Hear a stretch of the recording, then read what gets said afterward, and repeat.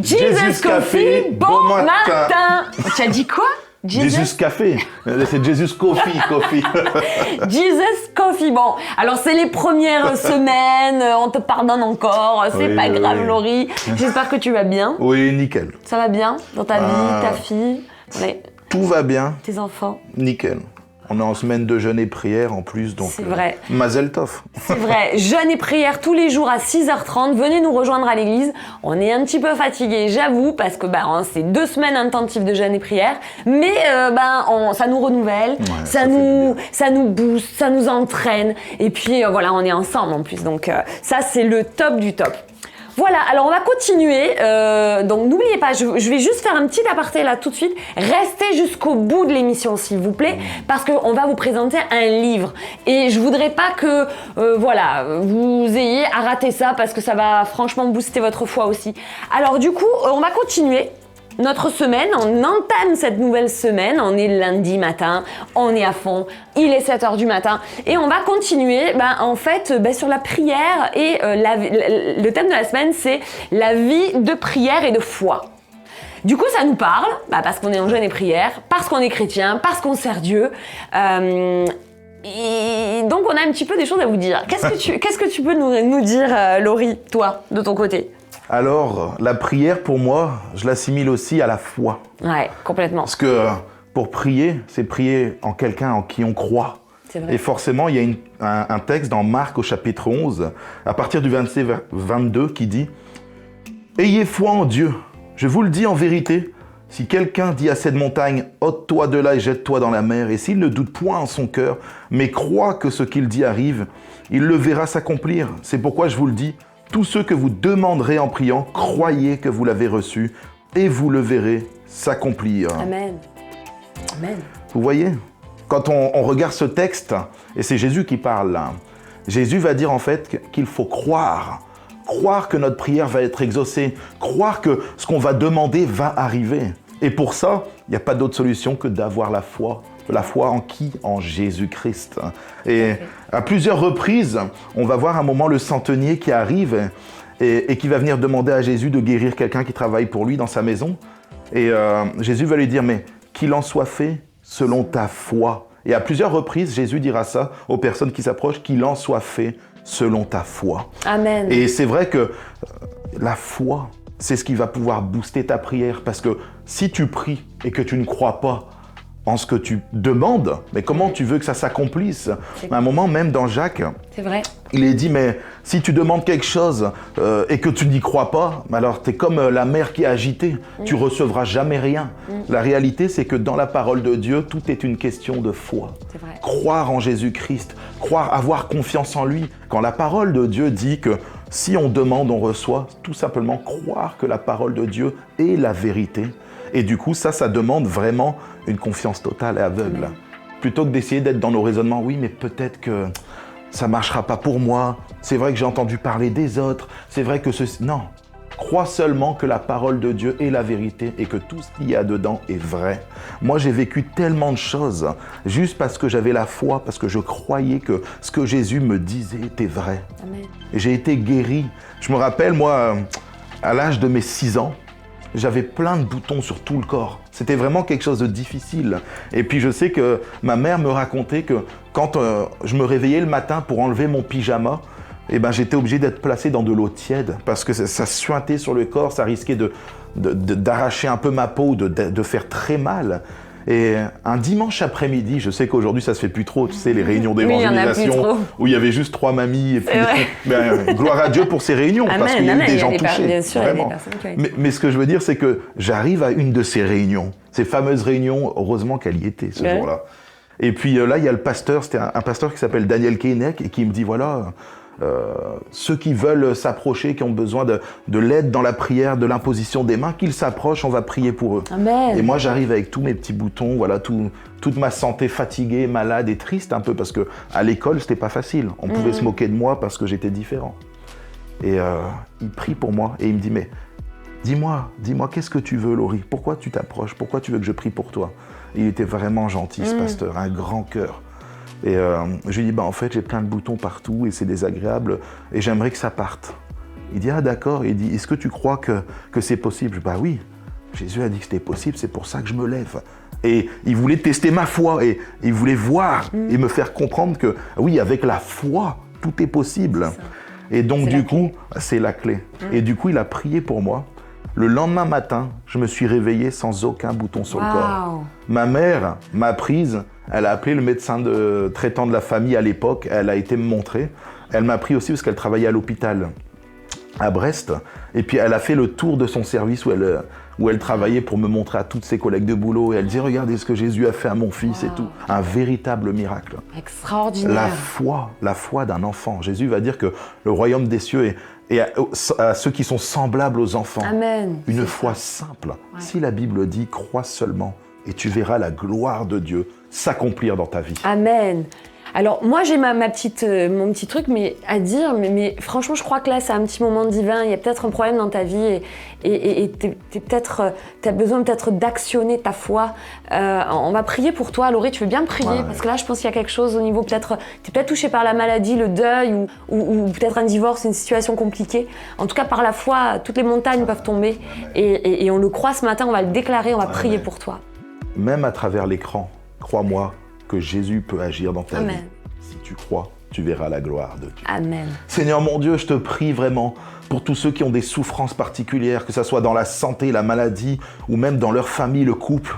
Oui, Seigneur Jésus, tu es le Dieu de l'impossible. Là où nous, on est bloqués, là où nous, on est limités. Toi, tu n'as aucune limite parce que tu es Dieu. Amen. Tu es le Créateur. Tu es le divin berger. Amen. Et ce matin, nous te demandons d'agir avec puissance parce que tu es digne, Seigneur mon Dieu, de recevoir nos supplications. Toi seul es digne d'ailleurs de recevoir nos prières. Et ce matin, si nous sommes là devant toi, c'est parce que, Seigneur, nous croyons que tu agis avec puissance dans la vie des gens qui souffrent. Amen. Seigneur, mon Dieu, donne-leur la foi. Fais germer même un grain de moutarde dans leur cœur, Seigneur, Alléluia. Mon Dieu, afin qu'ils puissent voir toute l'étendue de ta gloire. Oui, Seigneur Jésus, moi, j'ai vécu tellement de choses impressionnantes dans ma vie parce que je croyais en toi. Parce que, Seigneur, mon Dieu, ma foi était placée en toi. Ma confiance était placée en toi. Seigneur Jésus, j'aimerais tellement que le monde sache à quel point tu es digne de confiance. Alléluia. Oh Seigneur Jésus, viens apaiser les cœurs. Amen. Seigneur mon Dieu, viens guérir les personnes qui sont malades dans leur santé, que ce soit physique ou morale. Viens Seigneur mon Dieu et balaye la maladie. Amen. Et tout ça, nous l'avons demandé en ton nom Jésus, parce que c'est ton nom qui est tout puissant. Amen. Amen. Amen. Amen. Amen. Waouh, c'est extraordinaire. C'est vrai que Seigneur parle tantôt d'une manière, tantôt d'une autre. Et ce matin, je pense que c'était vraiment un rendez-vous pour quelqu'un aujourd'hui. Moi, alors, je vais vous parler ma vie de foi, on va dire, ma vie de foi, ma vie de prière. C'est comme quelque chose qui progresse, en fait, au fur et à mesure des années, au fur et à mesure du temps qu'on connaît Dieu, qu'on l'étudie. Moi, je suis assoiffée de Dieu, tellement qu'il m'étonne encore. Moi, celui qui me dit, je connais Dieu par cœur, j'ai plus rien à apprendre, je me dis, mais tu passes à côté de quelque chose. Parce que Dieu, il est tellement grand, il est tellement extraordinaire que des fois, il nous étonne encore, il vient se montrer à nous d'une autre manière. Sur ce que tu dis là, moi j'ai un pasteur, quand j'étais à l'église de Quimper, il y avait un pasteur ancien qui s'appelle Jean-Claude Florin. C'est un enseignant, mais hors pair, il a écrit des livres, il a même fait la Bible chronologique, vraiment un puits de science au niveau de la parole. Et un jour, il vient me voir, il me fait, tu sais Laurie, ça fait 40 ans que je suis dans le ministère, ça fait 40 ans que j'étudie la parole. Et là, il me regarde, il fait... Et je me rends compte que je connais pas grand-chose. Mais je suis d'accord. Ça m'a scié. Mais c'est vrai. Moi qui rentrais dans le ministère, lui qui était à la fin. Et ben en fait, je me suis dit waouh. Mais c'est vrai. Oui. Et puis Paul, il demande même à la fin de sa vie, il demande encore les manuscrits. Donc on n'est pas arrivé et on est loin de l'être. Alors le peu qu'on découvre de lui. Et en fait cet été, moi je prends des cours de théologie. Donc et j'ai un des profs qui nous a donné lui il prie comme ça. Et moi j'ai jamais prié comme ça. Parce que ça m'a interpellée. J'ai dit, je vais essayer. En fait, il a une méthode qui date des pères de l'Église, c'est-à-dire dans les premiers siècles, au 2e, 3e siècle. Et donc, ça s'appelle le Lectio Divina. Il me semble que c'est ça. Donc, c'est une pratique qui est aujourd'hui pratiquée chez les catholiques, qu'on a adapté bien évidemment à notre foi, à nos pratiques à nous. Et en fait, c'est très ça. Moi, ça m'a aidé et je vous garantis que Dieu m'a parlé et Dieu m'a montré comment prier différemment. J'ai fait des prières que je n'avais jamais faites. En réalité, donc en fait, j'ai partagé ma Bible en plusieurs passages, en plusieurs morceaux, on va dire. J'ai morcelé ma Bible pour pouvoir la lire et pour pouvoir passer de l'Ancien Testament au Nouveau Testament, de passer au livre historique, au prophétique, tout en passant par les épîtres, etc. Donc voilà, donc ça permet de muscler, d'être toujours un peu à jour, sans par exemple 4 jours sur le Lévitique. Je vous garantis qu'après c'est compliqué. Mais bon. Et du coup, voilà, j'ai commencé à le lire comme ça. En fait, c'est quoi cette méthode-là? C'est-à-dire que je prends la parole, donc je lis un chapitre. Sur ce chapitre-là, je vais le lire. Puis je vais le méditer. Méditer, c'est pas juste de fermer ses yeux, c'est de réfléchir à la situation, au contexte. Méditer la parole, ça veut dire je travaille sur le contexte. Qui parle? À qui il parle? Quelles sont ses émotions du moment? Et le Saint-Esprit vous parle à ce moment-là. Et à partir de là, je vais prier. Je vais prier sur ce texte-là qui va m'être révélé d'une façon et je vais prier dessus et ça va être contextualisé à ma vie. Comme si le Saint-Esprit me disait, voilà, tu n'as jamais prié pour ça. Par exemple, cet été, je suis tombée sur des passages où il fallait prier pour les ennemis. Enfin, c'était dans Ésaïe, donc il y a toujours des condamnations sur Damas, sur l'Égypte, etc. Mais c'est comme si devant moi, je me disais, oui, c'est vrai, on a des adversaires spirituels et je veux prier aussi contre ces adversaires-là, mais aussi prier pour peut-être un peuple qui est là, peut-être la France, peut-être des pays qui sont là, qui sont en guerre. Et je priais dans ce sens et j'intercédais des prières que je fais pas d'habitude en réalité. Ouais. On prie de temps en temps parce que il faut prier pour l'Ukraine, on va prier pour l'Ukraine, on va prier pour la France, le peuple français est tellement mal. On va prier un peu comme ça un jour. Mais là en fait c'est comme si j'étais investie d'une mission au moment où, et forcément derrière il y a une louange. Et je remerciais Dieu comme jamais je l'ai remercié. Donc c'est une pratique qui m'a vraiment tous les jours maintenant depuis cet été je fais ça et c'est comme si il y a plein de choses qui se sont ouvertes devant moi. En fait, c'est comme si d'un coup je comprenais différemment. Je sais pas ce qui s'est passé. C'est comme si le Saint-Esprit en fait te révélait des choses qui étaient cachées. À ce moment-là, voilà, qui étaient cachées, que tu n'avais pas découvertes. Que j'avais pas découvertes. Ouais. Alors je remercie mon professeur qui est Marc Lecomte, qui se reconnaîtra, j'espère qu'il regarde aujourd'hui. Et je le remercie parce que c'est vraiment une pratique que j'avais pas découverte, je ne connaissais absolument pas. Comme quoi les anciens sentiers qui sont faits par nos pères, faut pas les mépriser non plus. On a trop tendance des fois à se dire ah ben non mais ça c'est vieux, on fait plus d'actualité. C'est ringard. C'est ringard. Mais en vrai il y a des clés, il y a des perles, il y a des choses à faire et je vous garantis que ma vie de prière a changé et forcément ça a boosté ma foi. Cet été je vous raconte juste un petit clin d'œil juste avant de passer au livre, ça va faire la petite transition, c'est pas mal. Juste avant de passer au livre, le petit clin d'œil c'est que cet été j'étais en train de marcher et je posais pas mal de questions, je méditais la parole et je posais pas mal de questions par rapport à ça et le Seigneur il me regarde, il me dit regarde les chemins sur lesquels tu marches. Il était 6 heures du matin, peut-être 6h30. Je marche, oui, je me lève trop l'été, en vacances. Donc je marchais dans ma montagne et il y avait des chemins.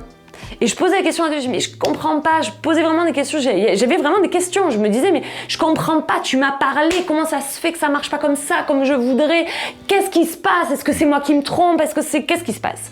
Et en fait, le Seigneur, il me montre 2 chemins. Il me dit, et je croise un gars qui avait un chien, et puis, bon voilà, il était là, alors le chien, je caressais un peu et tout, puis le gars, il continue, il me dit bonjour, et puis il passe son chemin. Et moi, je remontais, donc on allait dans la même direction. La direction était bonne, on allait au même endroit. Et lui, il passe par un chemin sur la droite, et moi, je continue mon chemin que je prends toujours, en réalité. Je prends toujours ce chemin. Et donc, je marche et je prends toujours ce chemin, et puis, en fait, je le vois de loin. Il arrive avant moi.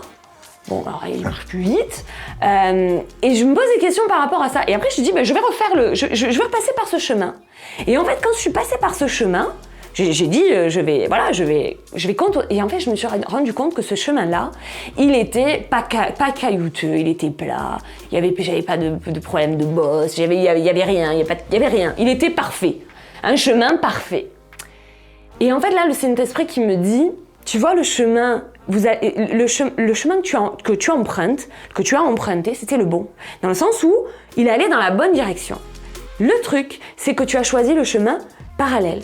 Alors, évite de prendre le chemin parallèle si moi je suis sur le chemin d'à côté. Oui, t'es sur le bon chemin, oui, tu vas dans la bonne direction, mais celui que tu as emprunté, il est caillouteux, tu vas avoir des soucis, il aurait fallu que tu te mettes sur le bon chemin.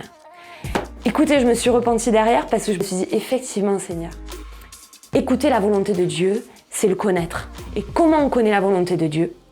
C'est de méditer la parole. Et je fais une super transition avec mon livre. Parce qu'effectivement, donc j'ai lu aussi ce livre cet été, qui s'appelle « À la découverte de la volonté de Dieu » de Sinclair Ferguson. C'est un livre que j'ai découvert cet été. On a des tas de questions sur la volonté de Dieu. On est toujours en train de se poser, mais est-ce que tu veux? Est-ce que tu veux pas? Est-ce que c'est bon pour moi? On a des tas de questions à se poser. Et en fait, ce livre, il va à l'essentiel. Faire la volonté de Dieu. Faire la volonté de Dieu, c'est agir selon sa parole en fait. Et il se laisse découvrir, les projets de Dieu se laissent découvrir dans la parole de Dieu. Il y a des choses, des clés, je vais pas vous le dire, mais par exemple, si tu sais que c'est pas bon pour toi, si tu sais que par exemple que c'est pas permis, que c'est pas utile, que c'est asservissant, que ton projet c'est pas à la gloire de Dieu, que c'est pour ta propre gloire, pose-toi des questions. Je pense que t'es pas sur le bon chemin. Et en fait, ce livre-là, il m'a donné des petites clés qui m'ont interpellée, et je me suis dit effectivement, faire la volonté de Dieu, c'est notre plus grand bien. Jésus lui-même le disait, il disait Christ, il n'a pas cherché à faire sa propre volonté, mais il a cherché à faire la volonté de Dieu, et c'est ce qui l'a poussé. Donc je vous conseille vraiment ce livre.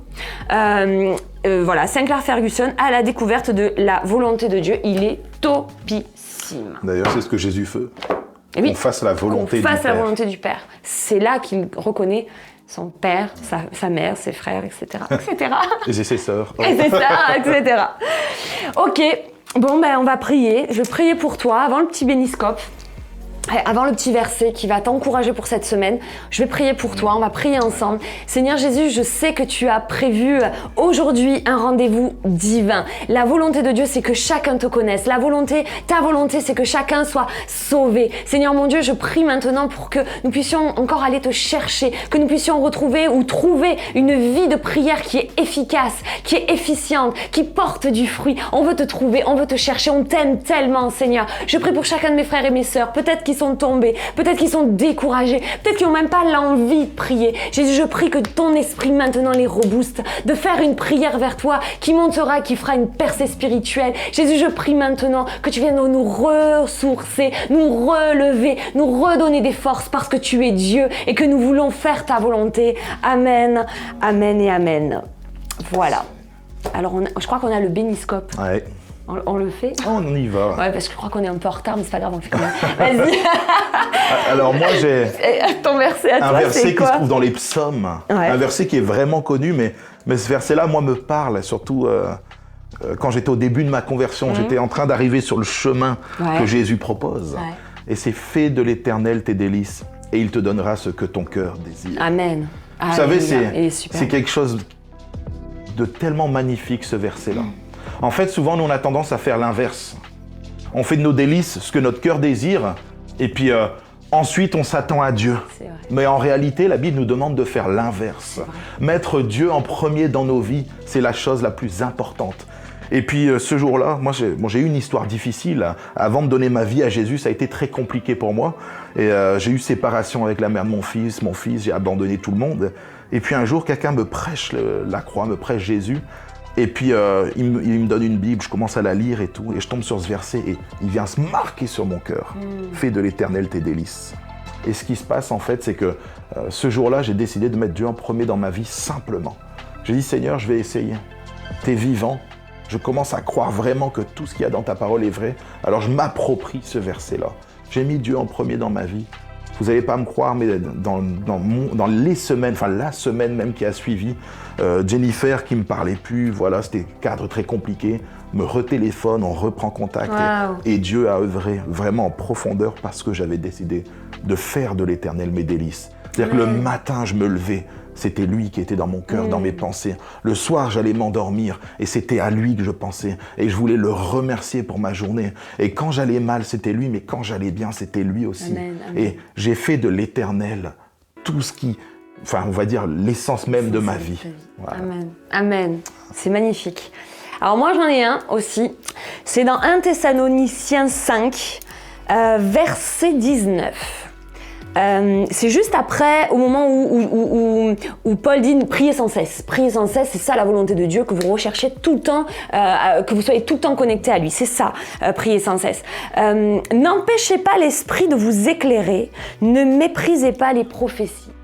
Alors, c'est vrai que c'est pas un verset qu'on aurait dit comme ça. Mais en fait, ce matin, quand je le lisais, souvent dans la prière, le Saint-Esprit va vous parler. Dans la prière, il va vous parler. Dans des moments où vous allez être en prière avec des frères et sœurs, l'Esprit va parler. Il va y avoir des paroles de connaissance, des paroles de sagesse. Et peut-être que ce matin, tu as reçu une parole, une prophétie, quelque chose pour ta vie, personnellement.